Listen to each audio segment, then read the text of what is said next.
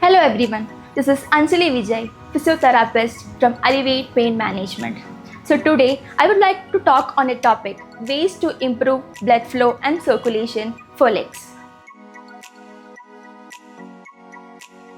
Proper blood circulation is crucial for overall well-being because it ensures that oxygen, nutrients and hormones and some vital substances are transported throughout the body.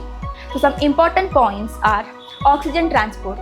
Oxygen from lungs is transported throughout the body by the help of proper circulation. Nutrients that are derived from the food that is important for the cells, wound healing and repair is also done by proper circulation. Then waste substances such as carbon dioxide and urea is also removed by proper circulation. Then some other points such as wound healing, immune responses, thermoregulation are also important functions of blood circulation. So proper blood circulation ensures that oxygen-rich blood reaches the muscles, that is important for physical activity and muscle contraction and movement. Then waste products such as lactic acid gets accumulated in the muscle during activity. So if proper circulation is there, this lactic acid can be removed.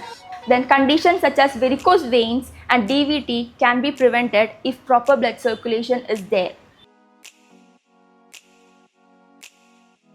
So first condition is peripheral artery disease, in which the arteries that carry blood to legs get narrowed. Second one is varicose vein. In varicose vein, we can see twisted, enlarged veins mainly in the calf muscles and which result in improper blood circulation. Then DVT, in deep vein thrombosis, we can see blood clots in the calf muscles and thigh muscles, which is a result of improper blood circulation.